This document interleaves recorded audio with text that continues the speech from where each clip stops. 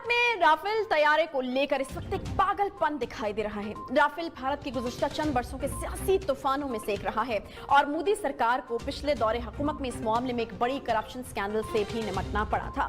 लेकिन मोदी ने अपने दूसरे दौरे हुकूमत में अपना पुराना ख्वाब आखिरकार पूरा कर ही लिया है। हिंदुत्व का नारा लगाने वाली, इंतहा पसंदाना और जारहाना अज़ाइम रखने वाली बीजेपी इस राफेल को हासिल करने के बाद बच्चों की तरह बकलें बजा रही है। भारतीय नेता इस तैयारे पर ऐसे नारियल फोड़ रहे हैं और इसके टायरों के नीचे लीमू रख रख कर इसका स्वागत किया जा रहा है, जिस पर दुनिया हंस रही है और सोशल मीडिया पर कई जोक्स भी बनाए जा रहे हैं कि पहले मोदी जी ने हिफाजत के लिए राफेल खरीदा, करोड़ों रुपए का खर्चा किया और अब इसकी हिफाजत के लिए नारियल और लीमू का इस्तेमाल खूब किया जा रहा है। नरेंद्र मोदी अब सोच रहे हैं कि राफेल आ गया, जिसकी कमी थी वो अब पूरी हो गई। इस कमी का रोना उन्होंने उस वक्त रोया था जब 27 फरवरी को पाकिस्तान की फिजाया के जांबाजों ने भारत को उसकी औकात याद दिलाई थी। जिस पल भर में हमारी पाक फिजाया ने मकबूजा कश्मीर में न सिर्फ दुश्मन को अपनी बढ़तरी के सबूत दिए बल्कि 2 भारतीय तैयारे भी मार गिराए और एक पायलट भी गिरफ्तार हुआ, उस वक्त मोदी जी को राफेल की कैसे याद आई थी। 27 फरवरी के बाद उन्होंने क्या बयान दिया था, ये होता तो ऐसा होता, ऐसा होता तो वैसा होता, नतीजा तो फिर भी शायद यही होता। जब दिन की रोशनी में पाक फिजाइया भारत को तिगनी का नाच नचाए और इन्हें बताए कि पाक फिजाइया क्या कर सकती है, तो मोदी को राफेल की याद तो आनी ही थी। लेकिन सवाल यह है कि अब राफेल मिलने के बाद मोदी अपने जारहाना अज़ाइम को पूरा कर सकता है क्या? अब भारत की फिजाई ताकत किसी भी तौर पर पाकिस्तान से बढ़ जाएगी, क्योंकि पाकिस्तान ने किसी भी तौर पर किसी भी तरह के हथियारों की रेस में शामिल न होने का फैसला कर लिया है। पाक फिजाइया की इस वक्त कैपेसिटी क्या है और क्या हम राफेल के बाद भी भारत के किसी भी तरह के जारहाना अज़ाइम को खाक में मिलाने की काबिलियत रखते हैं? इसे बात करने के लिए हमारे साथ जनरल ब्रिगेडियर अमजद शुएब साहब मौजूद है। बहुत शुक्रिया अमजद शुएब साहब प्रोग्राम में ज्वाइन करने के लिए। काफी पुरजोश है भारत इस वक्त। अमजद शुएब साहब, राफेल तैयारे हासिल करने के बाद और पाकिस्तान को आंखें भी दिखाई जा रही हैं, खूब स्वागत किया जा रहा है, बगलें बजाई जा रही हैं, मुझे बताएगा कि कितना बड़ा अपग्रेड है ये इंडियन एयरफोर्स में? देखिए, अपग्रेड तो वो हमेशा करते रहे हैं। जैसे SU-30 इन्होंने लिया, उस वक्त भी बड़ी बगलें बजाई, फिर इन्होंने जैगुआर लिए उससे पहले, फिर इसी तरह इन्होंने मिराज 2000 लिया। लेकिन किसी भी दौर में इनकी एयरफोर्स पाकिस्तान की एयरफोर्स को कोई ऐसा कारनामा करके नहीं दिखा सकी।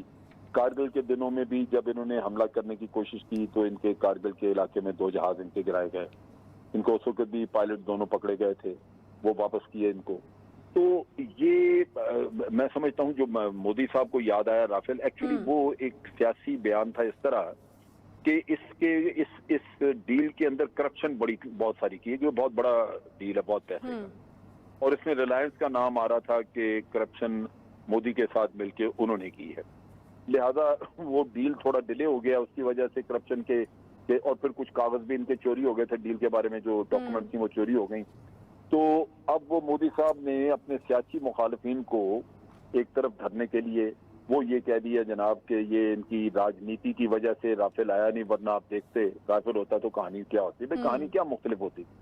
पहली चीज हमेशा ध्यान में रखनी चाहिए कि ये जो पायलट जिनकी ट्रेनिंग जो बैटल हार्डन्ड होते हैं और जो टैक्टिक्स वगैरह की ट्रेनिंग बहुत बेहतर कर चुके थे, वो एक ऐसा फर्क डाल देते हैं कि दूसरा यानी जो मुखालिफ है उसको मुकाबला करने की वो जरूरत नहीं रहती, वो हिम्मत नहीं रहती, उसकी अपनी महारत वो नहीं होती कि वो सामने खड़ा हो सके।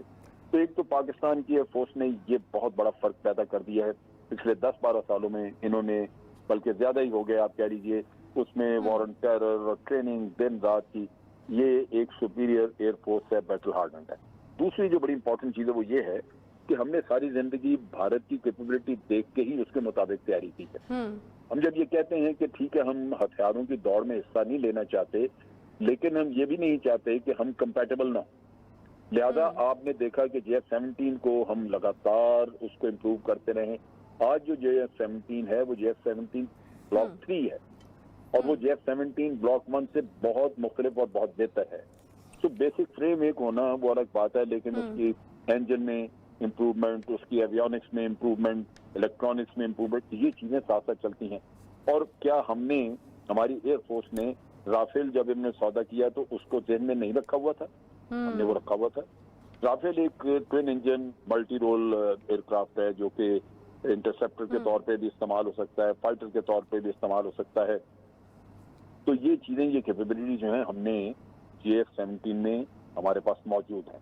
सही। लिहाजा ये कभी नहीं होगा कि भारत कोई कैपेबिलिटी हासिल करे और पाकिस्तान जो है वो चुप करके बैठा रहे। उस कैपेबिलिटी को काउंटर करने का इंतजाम हमेशा रखा जाता है सही। और हमारा इसके अलावा कोई और मकसद नहीं होता। हम कोई उससे भारत से आगे निकलना नहीं चाहते, लेकिन हम उसका तोड़ जरूर करना चाहते हैं। लिहाजा आप देखेंगे कि ये राफेल आने के बाद भी जो असल सूरत हाल है उसमें कोई खास तब्दीली नहीं होगी। अच्छा अमजद शुएब साहब, ये जो तर्जुमान दफ्तर खारजा की जानिब से बयान आया कि खित्ते में हथियारों की दौड़ के खिलाफ हैं, ये बहुत पॉजिटिव किस्म का बयान है, लेकिन ऑब्वियसली जैसे कि आपने कहा कि जब दुश्मन अपनी कैपेसिटी को बढ़ा रहा हो तो फिर आपको इक्विप्ड होना चाहिए उस हिसाब से। तो फिर किस तरीके से आप एक ऐसा बीच का रास्ता निकालते हैं कि आप वो हथियारों की दौड़ का हिस्सा भी ना बने और इतने इक्विप्ड हों कि हर वक्त दुश्मन का मुकाबला करने के लिए जो है वो तैयार रहें? देखिए, ये इसको यूं ले लीजिए कि भारत ने अगर राफेल लिया है तो हम भी मार्केट में निकल जाएं और राफेल से कोई बेहतर तैयारा ढूंढ के तो उसको खरीद के ले आए। अब आप कह सकेंगे उस अगर वो